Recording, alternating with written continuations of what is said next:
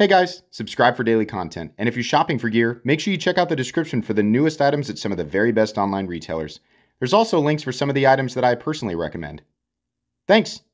What's going on YouTube? Metal Complex here, and today I've got, just kind of a review, kind of a re-review of the Shirogorov Quantum Ursus. Now this is the EKnives exclusive edition. They also have the standard versions. These are available. I will link them right down below so you guys can check them out. Thanks to EKnives for sending this in for me to take a look at. Thanks to my patrons for supporting me, and please make sure to follow me on Instagram at metal_complex. So yeah, when I unboxed this, I was like, yeah, this is great because I don't think I ever reviewed it. And then I looked back in my content right after I finished the video. And it turns out, yes, I have. And I was like, this feels so familiar. I feel like I liked this. And I do. In fact, people are always going to be, the Ursus line apparently is, you're looking at the Quantum Gen 1, which is one of the ultra premium versions. And then you're looking at the Quantum Ursus, which is the less expensive variant. They're both Shirogorov. They're both made by Shirogorov. But the Ursus line apparently is just an attempt for Shirogorov to make some things a little more accessible, because Shirogorov knives are very expensive. It's not like this is a budget knife either. The Ursus line is still wildly more money than most people will ever pay for a pocket knife. But it's, the idea is not to attract everybody. Far from that. The idea is to make some of their knives more appealing and more accessible for some people. The crazy thing is that the Ursus, this guy here, is actually, they did cut some corners. It doesn't have quite the same level of execution as the Quantum, but man, they managed to reduce the price by a lot and really, kind of cut corners in areas where I feel like the vast majority of people won't care very much.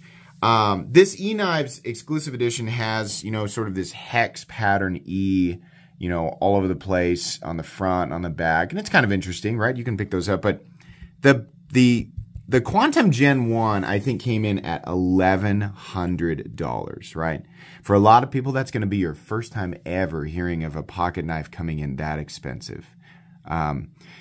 They get much more expensive than that. And this is not a new thing. This is not like some new sorcery that, everybody's getting tricked. No, the knife world has existed for a very, very long time. Expensive knives that cost $1,000 or more have also been around for a very, very long time. There's a massive community of people who are thoroughly involved in why things get so expensive.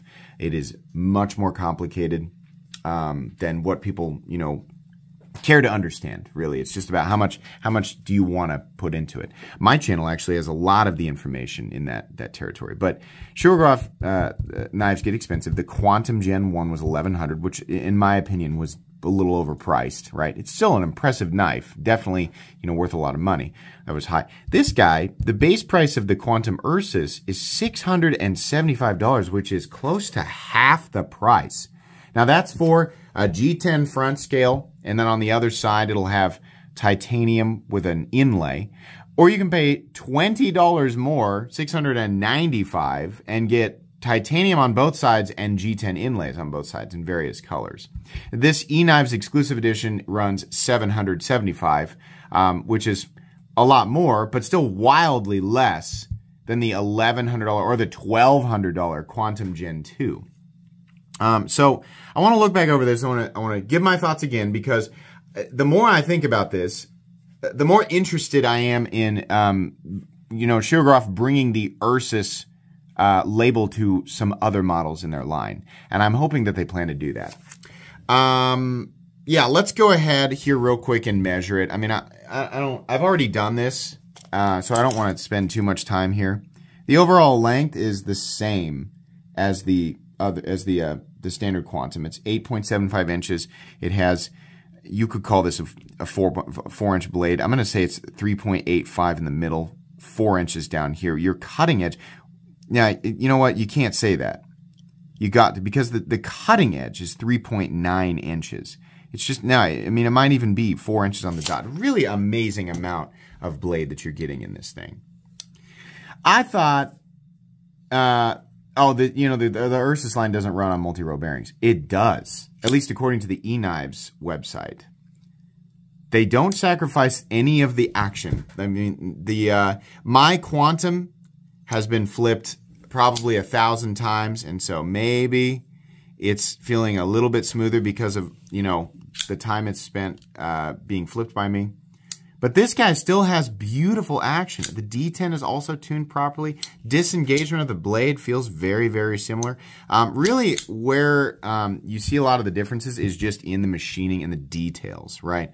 So the finish on the blade, on the Quantum, that we got what I consider to be an aesthetically higher quality finish, and it might actually be more expensive to do that. This area up here, this little pocket they've machined into the blade, they don't have that on this guy. The hardware on the Quantum is a little bit bigger, and it's just a little bit, it just looks like a little bit higher quality. I don't know if they finish it differently, but it's a little bit bigger. The pocket clip, curiously, is the same. They don't do a lot of the fancy milling, like on the frame. They don't do a lot of the same stuff. We've got that step and those little milling lines on the Quantum. On the Ursus, you don't see that, right? The flipper tab doesn't have the pocket milled into it. And then we don't have the cool backspacer. We have just a standoff and then these little guards here that keep you from poking yourself with the blade, because my goodness, that blade comes right out to the edge there. So yeah, there's more stuff here, but this is, there are plenty of people who would look at the Quantum, the Gen 1, and go, I literally don't care about any of that stuff. And, to sacrifice those things and get what are we talking about here? A $500 discount? Yeah, definitely. And that brings the Quantum down into the territory that most people who know what they're looking at and know what they're talking about. You're always going to have goofballs screaming that it shouldn't. Tucson could do it for $170. Yeah, well, it's not, they're not the same thing though. They're not being executed the same way. They're not being machined the same way, right? It's a simple breakdown of materials equal value, and then you're ignoring literally everything else. So no, you can ignore people like that. If you're new, people like that have no idea what they're talking about. But if you actually do know what you're talking about, and you know what you're looking at, you've handled a lot of things in different tiers and territories, right? Then for a lot of people, it brings the Shirogorov knives down to where a lot of people feel like they should be, right? I've always felt like a lot of the stuff that Shirogorov tries to sell for $1,100 feels more like $800, right? And why do I say that? Because there are so many other companies that have similar labor costs who are executing materials that, in similar ways, right? Smaller batch, because these are small batch. They're not being like absolutely, Shirogorov's not a tiny company. They're able to make, a lot of stuff, but they're not able to like pump knives out like CRKT or Spyderco, right? Or Kershaw. But I've always felt like a lot of that stuff was like an $800, like the $800 territory, right? There's a lot of companies doing the same type of stuff for around $800. My favorite Shirogorov knife is, and one of my favorite knife designs ever, is always going to be the F3 and S, that exhibits all of the amazing execution that you expect in a Shirogorov knife, all the premium finishes, the amazing action, right? Really, really premium materials. So it's about $900. That one makes a lot of sense to me. I also really like the F95, especially the new F95 Zero is beautiful, right? But man, I think they wanted $1,100 for that one as well. It's a lot. You have to really, really want Shirogorov knives, right? And there are plenty of people who are still willing to pay those prices, absolutely. But I feel like I collect Shirogorov knives. I have multiple, right? And every time I buy one, I go, that's definitely too much money for that, right? I think most people who buy and collect Shirogorov knives are well aware that they're paying like $200 to $300 more than what the competition's putting out, right, for that Shirogorov name. So them doing the Ursus line is a good idea, but they should also bring it to the F3, and they should can you imagine that? Do you know how well an F3 Ursus or an F95 Ursus would sell? I mean, seriously, would you guys, those of you who buy knives in the $500 to $1,000 territory, would that be tempting to you? My guess is yes. I mean, if they manage to do a $700 F95 Ursus, people would definitely pick it up. It's weird to me that the Ursus line it seems to be exclusive to the Quantum and maybe one or two other models that I can't even think of off the top of my head. But an F3 and an F95 Ursus would be absolutely phenomenal. And I don't know, maybe they are not doing that because they feel like they don't want to damage the demand for the other stuff. I'm not really sure. But now Shirogorov does definitely bring, I mean, when it comes to their premium stuff, even though a lot of it feels to be, you know, really, really massively overpriced. Well, I say that massively. It feels to be overpriced. They are still doing some things in a different way, right? I mean, there's still, you know, and any Shirogorov collector, user, whoever, will point out and remind me, yeah, but do you really feel like that they're executed exactly? Like, come on, man. Like, don't you know, you collect Shirogorov knives, so you know that they do feel a little bit different. There's something magical about a Shirogorov knife that you can't always put your finger on, but it just feels a little different. And they're right. There is something weird and magical about those premium production Shirogorov knives. And the guys who buy the custom division ones will say, you have no idea. You should handle a custom one, right? These are still production knives. Shirogorov has a custom division that is on a whole nother universe, right? But the Shirogorov is doing, it's generally in the action department. Another area where I think they, you know, no, it's got a detent ball ramp. Yeah, it does. It's got it. Never mind. I was about to say they didn't do that there, right? Some of the corners don't feel quite as knocked down, quite as chamfered.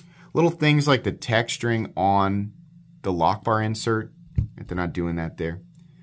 And that's little stuff. Again, a lot of people are like, that's stuff that I don't care about, right? But it's there. It still takes time to do. For people who don't look or are unwilling to look, then that price, of course, seems massively inflated. But it's not until you take the time to look and take the time to consider what it costs to do all these little things, right? Is the Quantum still overpriced? Oh, yes. Yes, definitely, right? That's my opinion. But is it like $1,000 overpriced? Like, is it a $100 knife masquerading as an $1,100 knife? No, that's crazy. That's something that baby ding-dongs think because they have no idea. They literally have absolutely no idea what they're looking at. $800 or $900, yeah, definitely, right? This isn't a Wii knife. It's not a Tucson. It's not made the same way. It's not manufactured the same way. It's not the care and attention, the quality machining. It's not apples to apples. Absolutely not. No question in my mind, right? The clones are a whole nother thing. People will swear that they're identical. No. Absolutely not. And on top of that, I mean, jeez Louise, like I wouldn't be caught dead carrying a clone. No way. That's just sad. But I do like the Ursus. Chromax PM. What is that?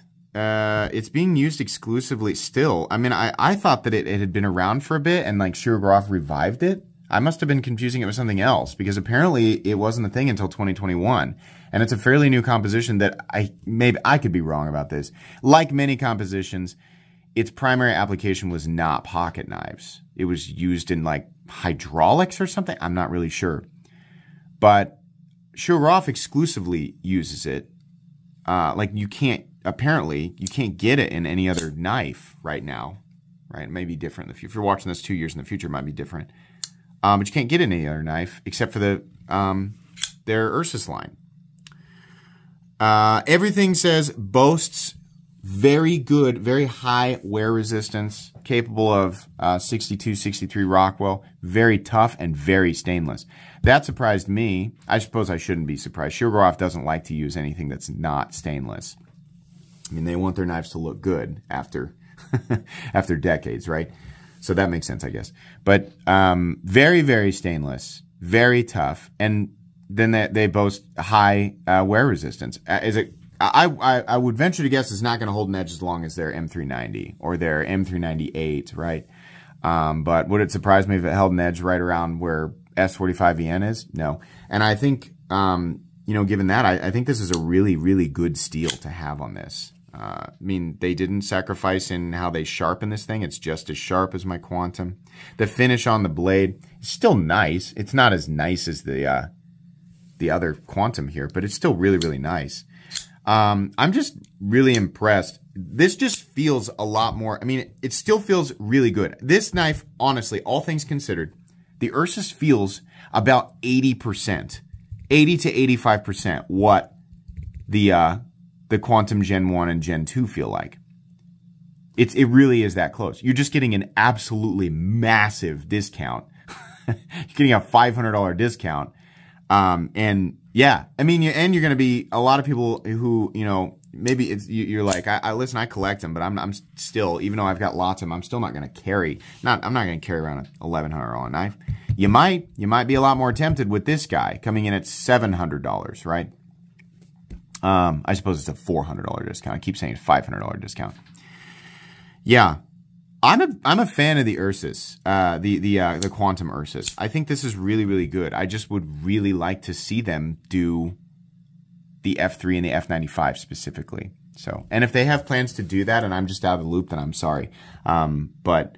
Yeah, this is really cool. Check these out at EKnives. I'll put a link down in the description. You can check out all the different colors. EKnives has you know, bronze and blue ones, which I think that's the only way to get an anodized version of the Quantum Ursus, at least that I'm aware of, is to go through EKnives. Maybe I'm wrong about that. I could be wrong. In fact, no, that can't be right. I think I've seen different anodized versions of these. If you want the hex E texturing, you have to go through EKnives for sure. But I think it's also important to point out that Shirogorov did lefty versions of this, right? So if you're looking at that and thinking there's no clip mounting position for lefties, they make a left-handed version of the Quantum Ursus. So check those out. I think the best buys are either the ones that are in full tie or the ones that are in full tie with the G10 inlays, just to give it a little bit of color flair. And if you want my opinion, yeah, I think they're absolutely recommendable. I think they feel much more like, you know, or like for what you're going to pay for them, they just, that all comes together much better than paying $1,100 for the Quantum Gen 1, which I love. I love my $1,000, you know, plus Shirogorovs, but this just feels a lot more real, right? A lot more realistic. So anyways, different kind of video, not my typical review. I just wanted to take some more time to talk about the Quantum Ursus because it just has kind of flown under the radar, I think, for a lot of people. So anyways, thanks again to EKnives for sending this in. Please make sure to follow me on Instagram at metal_complex. If you enjoyed this video, leave a like. If you'd like to check out my other content, I do, of course, have lots of videos of knives that are either expensive or inexpensive that I do or don't like, so check those out. And if you enjoy all my content, go ahead and click on that Metal Complex logo right there and subscribe because there's definitely more coming. Thanks again for watching, everybody, and have a great day.